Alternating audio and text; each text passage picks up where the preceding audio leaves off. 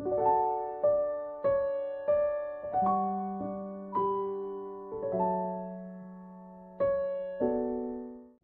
우리 저번 주 설교를 잠깐 이야기할까요? 네, 저번 주 설교는 뭐였냐면 똑같은 하나님의 인도하심이 있었는데 두 사람의 반응이 전혀 달랐어요. 그 두 사람이 누구였냐면 다윗과 아비새의 반응은 극과 극의 차이를 보여주었습니다. 사울을 죽이느냐 안 죽이느냐의 차이가 돼버렸어요. 왜 이런 차이가 생겼을까? 똑같은 하나님의 메시지인데 그것을 해석한 게 전혀 달랐어요. 왜 이런 차이가 생겼냐면 그들이 가진 기준의 차이였어요. 하나님을 기준으로 할 거냐, 나를 기준으로 할 것이냐에 따라서 하나님의 인도하심이 전혀 다르게 우리에게 해석되어진다는 것입니다. 하나님을 기준으로 하기 때문에 뭐가 중요해지냐면 하나님의 말씀이 중요해요. 그리고 하나님의 뜻이 중요할 수밖에 없습니다. 내가 기준이 되어진다고 하면 내 상황, 내 억울함, 내 간절함이 먼저가 되어져 버립니다. 그러니까 이게 안 중요한 게 아니라 하나님보다 이게 먼저가 되어져 버려요. 그것에 따라서 전혀 다른 반응과 해석이 되어집니다. 하나님이 그렇게 인도하신 것은 이미 말씀하셨기 때문에 그래요. 왜냐하면 뭐라고 말씀하셨냐면 먼저 하나님께서는 하나님의 뜻은 기름 부음 받은 자를 해치지 말라가 하나님의 뜻이었어요.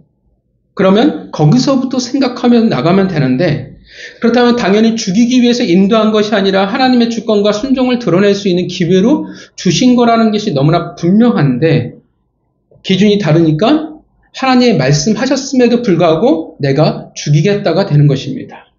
그러니까 이런 일들이 굉장히 많습니다. 기준이 하나님이 아니라 내가 되어질 때, 내 간절함과 소원과 억울함이 하나님보다 더 우선이 되어질 때 우리는 내가 원하는 대로만 들으려고 합니다. 물론 그 간절함이 분명 잘못은 아닙니다. 분명한 것은 기준이 먼저여야 돼요. 그래서 하나님을 우리가 알아가는 것이 중요합니다. 알지 못하면 우리는 분별할 수가 없습니다. 하나님을 알아야 우리는 제대로 분별을 해요. 말씀을 알고 말씀을 통해서 우리는 하나님을 이해해 나갈 수 있어야 합니다. 문제가 없다면 문제가 있다 해도 우리는 잘 들으려 하지 않을 것이고 분명한 것을 섬기거나 고민할 필요가 없어질 것이라는 것입니다. 물론 쉽지 않아요. 우리의 대다수의 기도는 어떻게 하냐면 말씀에 나와 있지 않기 때문에 그렇습니다. 그래도 우리가 이해하는 하나님에 따라서 그것이 전혀 달라질 거예요. 우리에게 고민하는 그 하루가 쌓여 나가야 합니다. 그래서 우리는 질문을 던져봐야 돼요. 여러 가지 우리 장치를 만들어야 돼요. 이게 하나님의 뜻인지 아닌지를 구분하기 위해서 내 나름대로의 여러 방법들이 있어야 돼요. 그 중에 하나가 내 기도가 하나님과 무슨 상관이 있는지를 여러분들이 한번 질문을 던져봤으면 좋겠습니다. 그 하루가 쌓여 더 나은 모습이 될 것이고 그렇기에 모든 상황과 모든 기회 속에서 아비새가 아니라 다윗처럼 여러분이 하나님의 기준으로 살아갔을 줄 믿습니다. 자, 오늘 본문은 이렇게 시작할 수 있죠.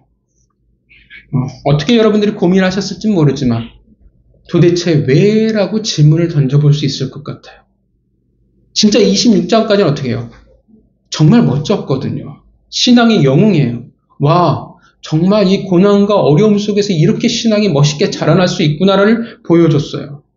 잠든 사울을 아비새의 거센 반발에도 죽이지 않았습니다. 하나님의 주권 아래 살아가는 게 이런 모습이구나를 정말 보여줬어요. 그런데 오늘 본문은 갑자기 뜬금포예요.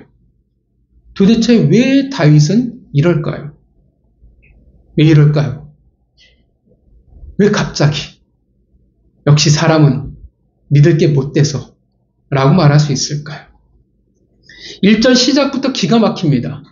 그러니까 26장 마지막 절까지는 기가 막히게 좋았는데 27장 1절부터 어떻게 해요? 기가 막히게 안 좋게 시작을 해요. 1절 읽어볼까요? 1절 읽겠습니다. 시작. 다윗이 그 마음에 생각하기를 내가 후일에는 사울의 손에 붙잡히리니 블레셋 사람들의 땅으로 피하여 들어가는 것이 좋으리로다. 사울이 이스라엘 온 영토 내에서 다시 나를 찾다가 안녕하리니 내가 그의 손에서 벗어나리라 하고. 1절부터 뭐라고 시작하냐면 다윗이 그 마음에 생각하기를 내가 후일에는 사울의 손에 붙잡히리니. 다윗이 이거를 이렇게 해석할 수 있어요. 설명할 수 있습니다. 다윗이 그의 마음에 말하기를, 다윗이 그 자신에게 말하기를, 다윗이 그 영혼에게 말하기를. 뭐가 빠지냐면 하나님이 없어요. 하나님에게 묻지 않습니다. 여러분 기억하시지만 다윗은 항상 하나님에게 물었었어요. 근데 지금 다윗은 내 스스로 하고 있다라는 겁니다. 피하여 들어가 좋으리로다라는 그 말은 이 말에는 뭐가 생략되어 있냐면 우리 성경에는 나에게라는 말이 생략되어져 있습니다. 그러니까 1절 전체가 뭐가 강조되어지고 있냐면 나예요. 내가 계속 강조되어지고 있습니다.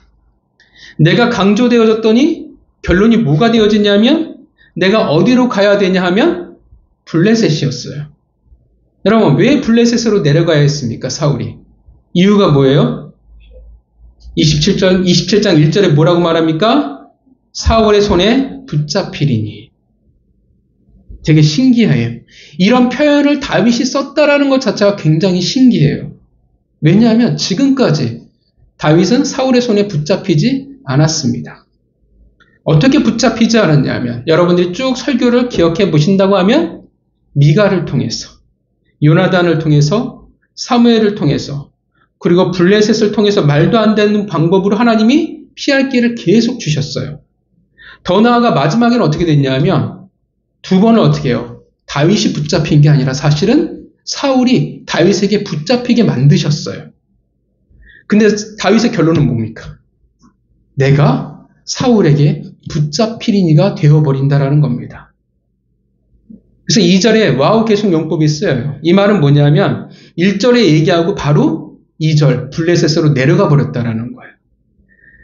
블레셋으로 내려가는 게 좋겠다라고 결정하자마자 바로 다윗은 일어나 함께하는 600명 그의 부하들 아둘람 아마도 가족들까지 포함하면 적어도 2000명 이상의 사람들이 어떻게 해요? 블레셋 왕 가드의 아기스에게로 망명을 해버립니다.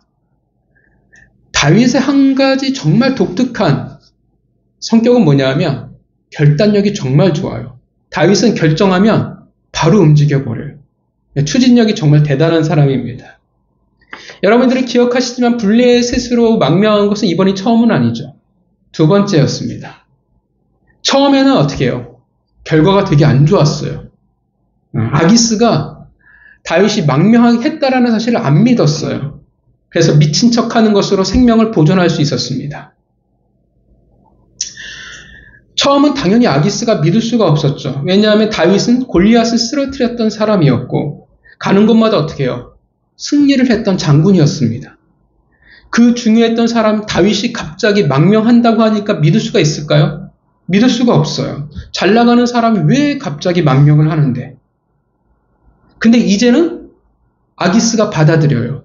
왜 받아들입니까? 이제는 알거든요. 사울이 다윗을 시기하여 죽이려고 하고 있다라는 것을 둘 사이가 어떻게 해요? 이미 끝장났다라는 사실을 그들도 알았다라는 겁니다. 그간의 소식을 아기스도 아니까요. 정말 계략이 아니라 도망을 치다 오게 되었다라는 것을 진짜 망명이라는 사실을 사울과 돌이킬 수 없는 상태가 되었다라는 것을 압니다. 더군다나 이제 다윗은 어떻게 해요? 첫 번째 내려왔을 때는 소수의 부하들만 데리고 왔는데 이제는 달라요. 훌륭한 무장 세력을 가지고 있었습니다. 용병으로서 부족함이 없는 자들이었어요. 그들을 통해서 사울을 충분히 견제할 수 있었다라고 생각합니다. 그들도 사울과 원수가 되었으니까. 자, 이때 다윗에게는 두 아내가 있었죠. 누구였냐면 아히노암과 우리가 잘 알고 있는 아비가일이었습니다.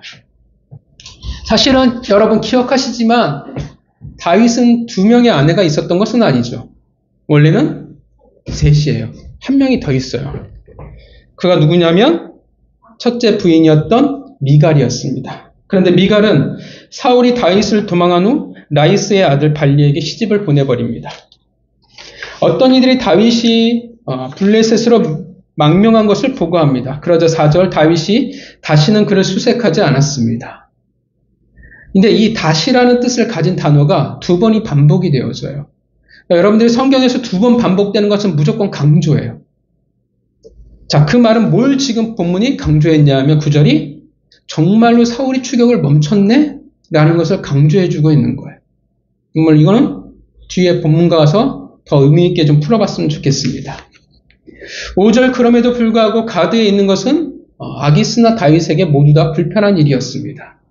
여전히 좋지 않게 보는 사람들도 있을 것이고 그래서 다윗은 아기스에게 정중하게 은혜를 구합니다.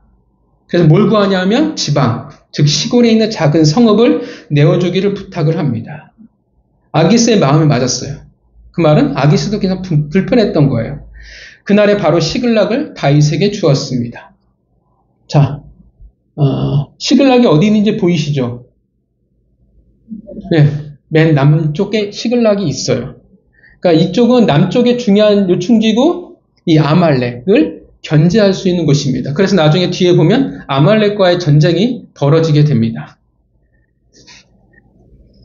다윗에게도 좋았죠. 왜 좋냐면 이스라엘과 멀리 떨어진 지역이기도 했기 때문에 그렇습니다. 이 시글락은 여호수아가 가나안 땅을 정복한 후에 유다 지파와 시몬 지파에게 분배되었던 성읍이었습니다. 그러니까 사실 이건 정복하지 못한 성읍이에요. 그들의 조상의 땅을 다윗이 차지할 수가 있었습니다. 그 기간이 얼마라고 이야기하냐면 1년 4개월이었다고 말을 합니다. 자, 이게 오늘 본문의 내용이에요. 우리 본문은 우리에게 뭘 말하고 있을까요? 아까도 좀 전에도 말씀드렸지만 가장 큰 질문은 골칫거리는 도대체 왜 다윗이 이런 말도 안 되는 행동을 하냐라는 거예요. 26장과 27장의 온도 차이는 극과 극이에요. 성숙한 신앙인의 모습이었는데 정말 본받을 만한 믿음을 보여줬던 자가 이제 27장부터는 나락이에요. 마치 신앙이 없는 사람처럼 보인다라는 것입니다. 여러분들이 생각하기엔 다윗이 왜 그랬을까요? 다윗이 왜 이렇게 변해버렸을까요? 먼저 우리가 알아야 할 것은 26장과 27장에는 시간의 간극이 있습니다. 그러니까 바로 이어진 본문이 아니에요. 시간적으로 바로 이어진 본문이 아니라는 것입니다. 사울을 2번 살려준 사건 이후에 바로 다윗이 블레셋으로 냅다 망명을 결정한 게 아니라는 거예요. 4절을 보면 다윗이 블레셋에 망명한 후에 뭐라고 말하냐면 사울은 비로소 다시는 그를 수색하지 않았다라는 말을 합니다. 그 말은 어떤 의미가 되어져요? 그쵸, 계속이에요. 27장 1절에서 어떤 상태였냐면 사울이 기브아로 돌아간 상태가 아니라 이제 또다시 사울이 다윗을 쫓고 있는 상태였다라는 것입니다. 26장은 여러분 마무리는 어떻게 기억되어 있냐면 다윗과 사울이 서로 각자의 길을 가는 것으로 마무리가 돼요. 추격하지 않는 상태였는데 27장에 와서는 다시 추격하고 있는 모습을 보여준다라는 것입니다. 즉 얼마간의 시간이 흘러갔는지는 모르지만 아마도 많은 시간은 아니었을 거예요. 다시금 사울은 다윗을 쫓고 있는 상황이 되어버리고 말았습니다. 자, 그럴 때 여러분들이 다윗이 된다고 한번 생각해 보세요. 마음이 어떨까요? 26장 25절을 읽어볼까요? 26장 25절입니다. 읽어보겠습니다. 시작. 사울이 다윗에게 이르되 내 아들 다윗아 내게 복이 있을지로다.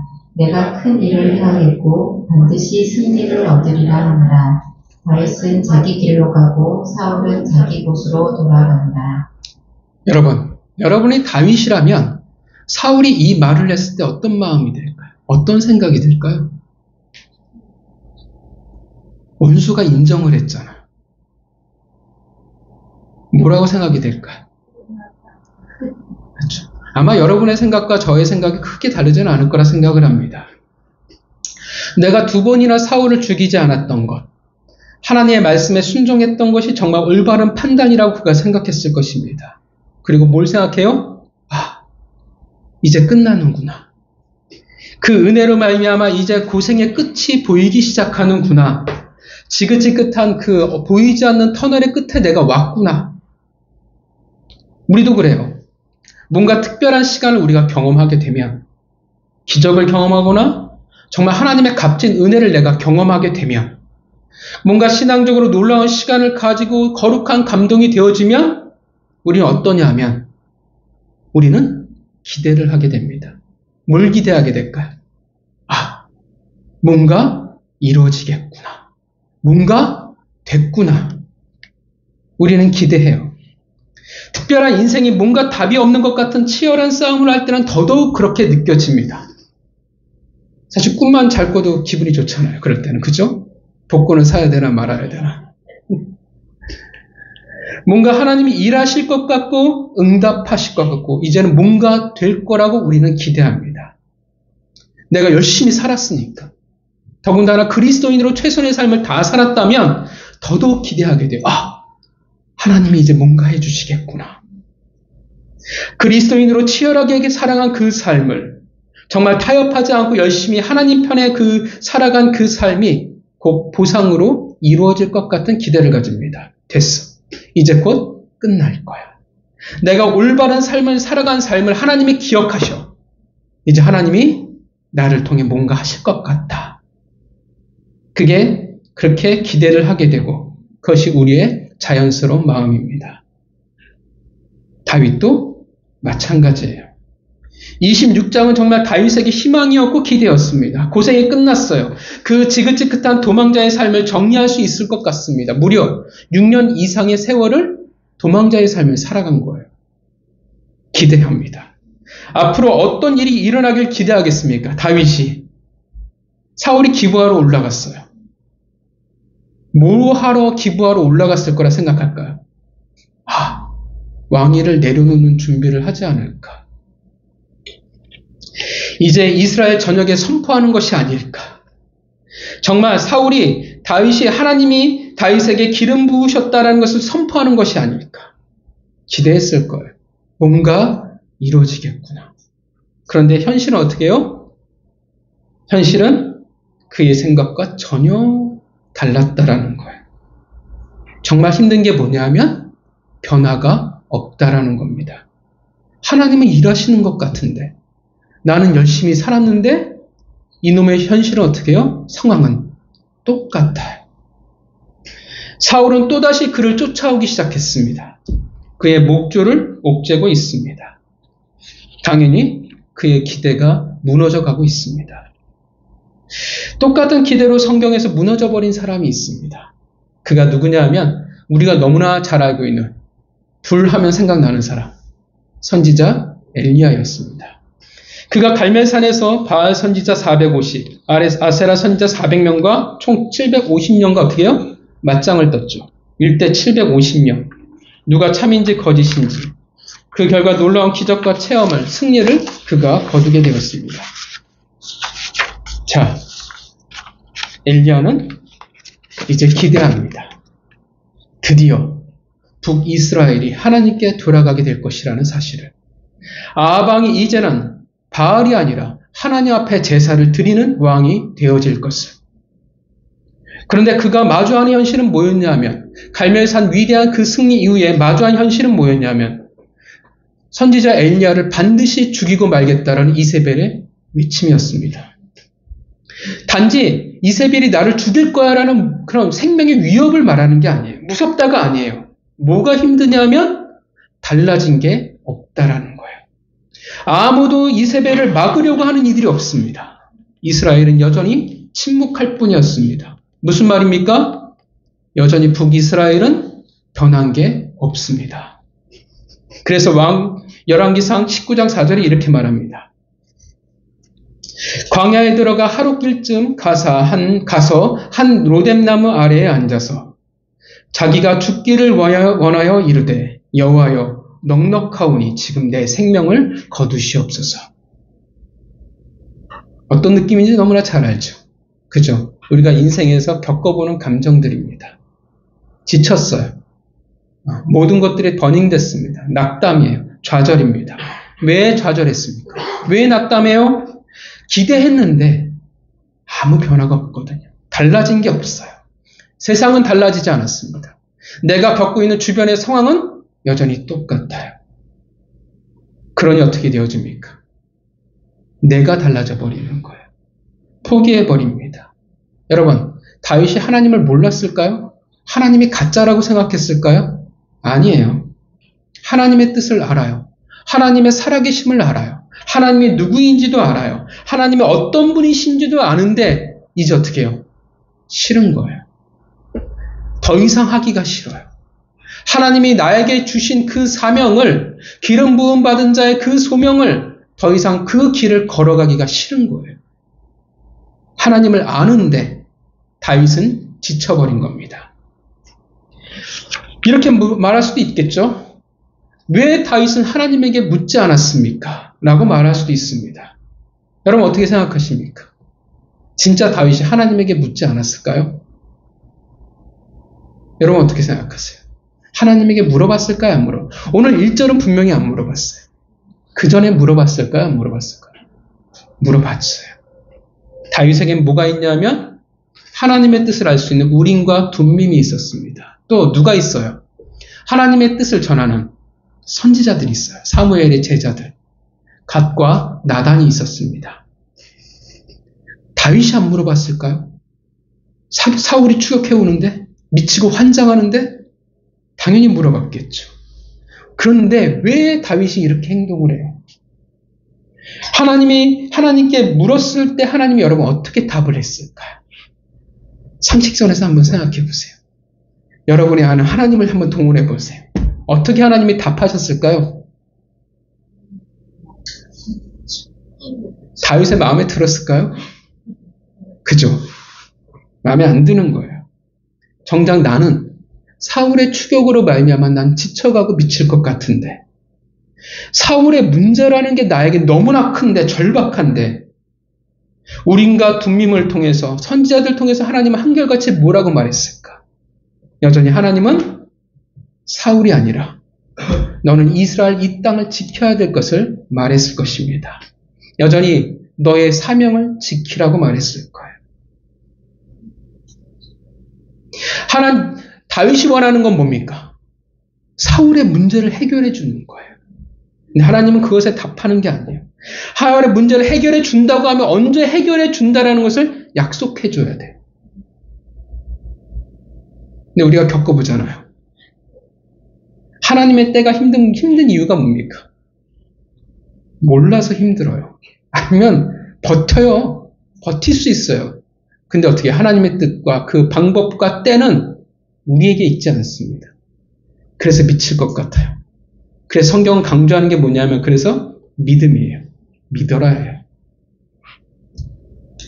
여전히 나는 사울 때문에 너무나 힘들어 죽겠는데 여전히 하나님은 이스라엘을 지키라고 말씀하십니다. 너는 기름 부은 받은 목자로서 너의 사명을 다하라고 하나님을 말씀하실 뿐입니다. 열심히 하나님께 기도하고 응답을 받았는데 아는데 하나님의 뜻을 아는데 그게 내 상황과 상관이 없어요. 내 문제가 해결되어지지 않는데 당장 내가 가진 기대와 전혀 상관이 없다라는 것입니다. 또 이렇게 물어볼 수 있겠죠. 다윗이 너무 쉽게 무너진 것이 아닙니까? 제가 생각하기에 다윗은 할 만큼 했어요. 사울의 추격이 적어도 지금 6년 이상이 되어 왔습니다. 그 시간을 어떻게 한결같이 뭐라고 살았어요? 도망자의 삶을 살았어요. 소망이 없어요.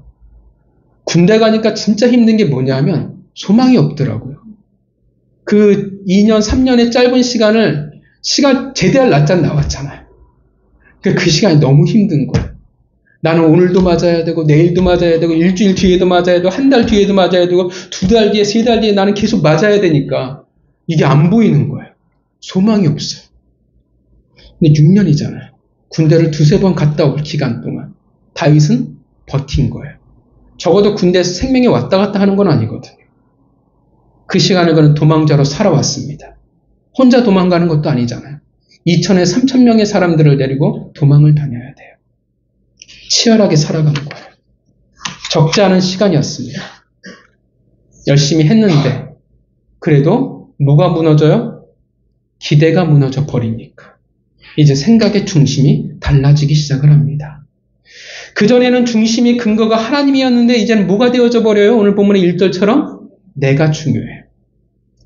그리고 그 기대를 판단하는 데 있어서 현실과 상황이 근거가 되어집니다. 그러니 이제 믿음으로 바라보는 것이 아니라 이제 뭘 바라보기 시작하냐면 현실이에요. 상황이 중요해집니다. 그래서 은혜를 잊어버리면 특징이 있어요. 당장 평안이 사라져요. 당장 뭐가 중요하냐면 내가 오늘을 어떻게 살 것이냐가 정말 중요해요.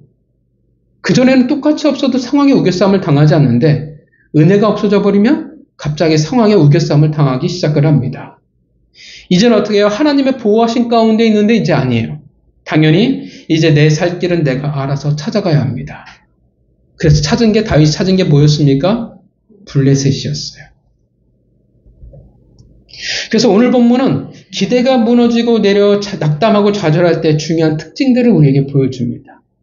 한번 여러분의 삶과 한번 여러분 비교해 보셨으면 좋겠어요. 아, 내가 이런 특징이 있나? 먼저 가장 중요한 특징 1절에서 보이는 내가 중요해요. 그래서 모든 초점이 다 나를 위해서예요. 하나님을 위해서가 등장을 하질 않아요. 내가 기준이 되고 더 이상 하나님에게 묻지 않고 물어도 그게 큰 의미가 되어지지 않습니다. 알지 못한다가 아니에요. 하나님을 알지 못한다가 아니라 더 이상 하나님이 그만큼 중요하지 않게 되었다라는 것입니다. 타당함과 상황이 중요합니다. 그래서 뭐라고 얘기하기 시작하냐면 어쩔 수 없잖아요가 이제는 내 입술 가운데서 흘러나오기 시작을 합니다. 그리고 두 번째 특징이에요. 이제 어떻게 되냐면 하나님의 그늘이 아니라 아기스의 그늘 아래 머물러 버려요. 그 말은 하나님의 방법이 아니라 세상의 방법이 어떻게 해요? 가치관이 우선이 되어진다라는 것입니다. 물론 세상의 방법이 필요 없습니까? 아니요, 필요해요. 자꾸 우리는 극단적으로 생각하면 안 됩니다. 그런데 항상 우선순위예요. 하나님의 방법 아래 세상의 방법이 있어야 되는데 이게 바뀌어버리는 것입니다. 1절에서 벗어나다의 의미는 피하여 들어가다의 의미가 되어지는데 그 전에 다윗은 어떤 사람이었냐면 하나님에게 피해서 들어가는 자였는데 이제는 블레셋, 이제는 세상에, 이제는 사람에게 피해서 들어가는 자가 되었습니다. 당연히 이제 블레셋 아기스의 그늘 아래에 있으니 아기스의 세상의 그늘 아래에 있으니 뭐가 중요하냐면 5절 읽어볼까요? 읽겠습니다. 시작. 다윗이 아기스에게 이르되 말하건대 내가 당신께 은혜를 입었다면 여기까지요. 뭐라고 말합니까? 내가 당신께 은혜를 입었다면. 어떤 의미인지 아시겠어요? 은혜는 누구에게 구했던 겁니까? 하나님에게 구했어요. 이제 뭐로 바뀌어요? 그쵸, 사람에게, 세상에게 은혜를 구하는 자가 되어졌다라는 것입니다. 이것이 모든 기대가 무너진 다윗의 결론이었어요. 내가 중요하고 이젠 세상의 방법, 아기스의 그늘 아래 살아가게 됩니다. 여러분들은 어떠십니까? 우리도 그래요. 사실 다르지 않아요. 인생이라는 것은 사실 무게와 가벼움과 무거움의 차이는 있을지 모르지만 대략 우리의 인생은 다 비슷한 게 많습니다. 우리도 그래요. 기대했는데 그 기대가 무너져버리고 변하지 않는 현실을 마주할 때 여러분들은 어떠하십니까? 믿음이 좋으셔서 또 고할지 모르겠지만 많이들 좌절하고 우리는 많이들 낙담하는 시간을 보내게 됩니다. 그리고 우리가 달라져 버려요. 우리의 기대의 문제는 뭐냐면 우리의 기대는 항상 내 현실을 근거로 한다라는 것입니다. 내 현실의 소원, 내 현실의 바람, 그 현실을 바탕으로 합니다. 그게 사람의 모습이고 우리가 가지는 신앙의 모습이기도 합니다. 한때는 대단한 고백을 하기도 합니다. 사람들이 정말 대단하다고 할 만큼 칭찬을 받기도 합니다. 대단한 믿음을 가진 것처럼 보여지기도 하지만 사실 우리는 연약하게 그지없는 존재들입니다.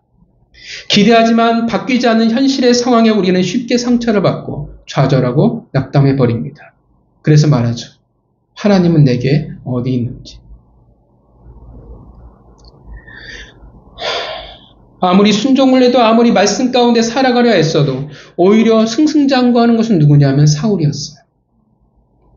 그 사울을 보고 비교가 되어지고 상황은 현실은 바뀌지 않는다는 사실을 만날 때 우리는 쉽게 낙담하고 무너지게 되어 있습니다.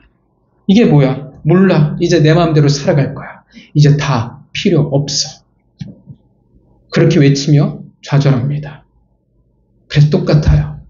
그래서 사울과 똑같은 반응을 합니다. 내가 중요해져 버리고 세상의 방법으로 그늘 아래 살아가고자 합니다. 기대가 무너져 낙담한 이들은 다 똑같은 길들을 걸어가게 됩니다. 그래서 27장에 다윗처럼 되어집니다. 믿음이라는 것이 참 어려워요. 사실 어려운 거 아니거든요. 하나님을 믿는다는 건데 그 믿는다라는 관계가 정말 어려워요. 왜 어렵습니까? 내가 믿는 대로 내가 원하는 대로 빨리빨리 안 되거든요. 내가 원하는 모습으로 내가 원하는 시간으로 하나님께서 움직여 주시면 딱 좋은데 아니에요. 내 기대는 하나님과 상관이 없고 내가 원하는 현실에 자꾸 근거를 둘 수밖에 없습니다. 내가 믿는 대로 보상이 되어졌으면 좋겠는데 기대가 이루어지면 좋겠는데 잘 그러지 않거든요. 그게 너무나 싫어요. 정말 제가 싫어하는 말 중에 하나가 하나님의 때예요. 근데 사실 그게 맞아요. 믿음은 내 기대대로 되어지는 것을 통해 자라날까요? 자라나지 않을까요? 자라나지 않거든요. 우리에게 중요한 것은 내 기대대로 되느냐 안 되느냐가 너무나 중요해요. 그 상황이 너무나 중요해요. 그것을 믿는 믿음이 되는 경우가 너무나 많아요. 그것을 믿음으로 생각해버려요. 근데 하나님은 그런데 그렇게 하지 않는다라는 것입니다. 하나님은 그렇지 않아요. 내 기대를 이루느냐 안 이루느냐가 중요하지 않아요. 하나님에게 있어서는. 하나님이 중요한 것은 정말 믿음이 우리의 믿음의 장성한 분량에 자라나느냐 아니냐가 중요하다라는 것입니다. 내가 부모에게 원하는 것을 얼마나 얻어내느냐 얻어내지 못하는 정도의 믿음을 가진 자가 되지 않기를 바란다라는 거예요. 그러니까 모든 부모는 다 똑같아요. 자녀가 그 정도의 저급한 어린아이 같은 수준에 머물기를 원하는 부모는 없다라는 것입니다. 그 정도 기대를 바라질 않죠. 정말 부모를 신뢰하고 믿는 그 관계를 원한다라는 거예요. 하나님도 마찬가지예요. 내 기대를 이루어 주실 하나님을 믿냐 아니냐에서 멈추기를 원하지 않는다라는 것입니다. 내 기대를 넘어서 누구를 믿어야 돼요? 하나님을 믿어야 되는 겁니다. 그래서 내 기대를 넘어서 하나님은 일하고 계시는 겁니다. 하나님은 우리가 바라보는 것보다 더 넓고 더 높이 바라보고 계시는 겁니다. 내 기대를 넘어서 변하지 않는 상황과 현실을 마주하는 것을 통해서 내 믿음의 근거가 무엇인지 하나님은 보게 하는 거예요. 알게 하는 겁니다. 내가 원하는 것을 이룰 정도의 그 저급한 믿음인 것이냐, 그 기대냐를 말하는 것이냐, 아니면 정말 눈을 들어서 너는 하나님을 바라보고 있느냐, 너는 정말 하나님을 지금 소망하며 살아가고 있느냐. 알아야 우리는 자라날 수 있습니다. 그래서 내 기대대로 하나님이 되어지지 않을 때가 정말 많습니다. 내 기대대로 되어진다면 그것이 믿음으로 연결되어지는 것이 쉽지 않기 때문에 그래요. 시편 42편 9절부터 11절. 이것은 다윗의 시는 아니에요. 고라 자손의 시입니다. 근데 이 상황과 너무나 맞아떨어지는 시예요. 우리 같이 읽어볼까요? 읽겠습니다. 9절 시작. 내 반석이신 하나님께 말하기를 어찌하여 나를 잊으셨나이까. 내가 어찌하여 원수의 압제로 말미암아 슬프게 달나이까 한다. 내 뼈를 찌르는 칼같이. 다시 한번요. 여러분이 다윗이라고 생각하시고 한번 읽어보세요. 다시 9절부터 읽어보겠습니다. 시작. 내 반석이신 하나님께 말하기를 어찌하여 나를 잊으셨나이까. 내가 어찌하여 원수의 압제로 말미암아 슬프게 다니나이까 합니다. 내 뼈를 찌르는 칼같이 내 대적이 나를 비방하여 늘 내게 말하기를 내 하나님이 어디 있느냐 하도다. 내 영혼아, 내가 어찌하여 낙심하며 어찌하여 내 속에서 불안해하는가. 너는 하나님께 소망을 두라. 나는 그가 나타나 도우심으로 말미암아 내 하나님을 여전히 찬송하리로다. 아멘. 다윗 심정으로 잘 읽어보셨습니까? 네, 하나님이 어디에 있느냐? 다윗의 고백이고 나의 고백이기도 합니다. 하나님이 없는 것 같거든요. 그래서 뭐라고 이야기합니까? 내 영혼아, 내가 어찌하여 낙심하여 어찌하여 내 속에 불안해하는가? 뭐라고 말해요? 너는 하나님께 소망을 두라. 하나님께 소망을 두라고 말합니다. 그 기대가 무너진 이들에게, 그래서 원수의 조롱의 아픔과 낙심한 이들에게 뭐라고 말씀하시냐면, 그래서 너는 하나님께 소망을 두라고 말합니다. 내가 원하는 현실을 기대하며 살아갈 것이냐, 아니면 하나님을 소망하며 살아갈 것이냐. 무엇을 바라고 무엇을 바라보느냐를 통해서 우리는 배워나가게 될 것입니다. 기대가 무너져버린 그 순간, 그 낙심하는 그 순간이 내가 원하는 기대가 아닌 하나님께 소망을 두고 살아가는 것을 우리는 배우는 시간이 되어질 것입니다. 왜 소망을 가져요? 하나님은 일하시기 때문에 그렇습니다. 우리를 포기하시지 않습니다. 블레셋에 내려간 이후에도 다윗의 하나님은 여전히 보이지 않는 곳에서 개입하십니다. 다윗이 내려간 이 시글락에서는 시편이 없어요. 하나님과 단절의 기간이에요. 소통이 없어요. 영적으로 죽어버린 시간입니다. 그러나 하나님은 포기하시지 않습니다. 여전히 쉽지 않습니다. 우리의 수준이라는 것이 있기 때문에 쉽지 않아요. 아이들도 그래요. 아이들이 걷기 위해서 얼마나 많이 넘어져야 되는지 모릅니다. 넘어져야 일어설 수 있습니다. 넘어져야 자라날 수 있습니다. 넘어지는 게 중요한 것이 아니라 이제 일어날 수 있다라는 그 소망이 중요합니다. 그래서 넘어질 수 있어요. 우리는 우리의 기대로 넘어질 수는 있습니다. 그러나 우리에게 소망이 있어요. 어떤 소망이 있습니까? 하나님은 다시금 우리로 하여금 걷게 하실 것입니다. 우리는 잘 몰라요. 하나님의 방법도 모르고 하나님의 때도 몰라요. 근데 우리가 소망하는 것은 무엇이냐면 하나님은 어떻게든 우리를 지켜나가시고 어떻게든 당신이 우리를 이끌어 가실 것입니다. 내가 원하는 것은 아니지만 내가 원하는 방법과 때는 아니지만 하나님은 하나님이 원하시는 대로 우리를 이끌어 가실 겁니다. 우리는 그것을 소망할 뿐입니다. 여전히 쉽지 않습니다. 기대가 꺾여버린 그 아픔이라는 것이 어떻게 가볍겠습니까? 내 최선과 노력의 의미를 잃어갈 때 여전히 변찮은 현실을 마주할 때마다 얼마나 가슴이 찢어지겠습니까? 그래서 블레셋을 선택한다고 어찌 쉽게 손가락질할 수 있겠습니까? 우리의 믿음과 신앙은 사실 그 정도니까요. 우리의 신앙은 우리가 대단한 것이 아니라 하나님이 대단한 겁니다.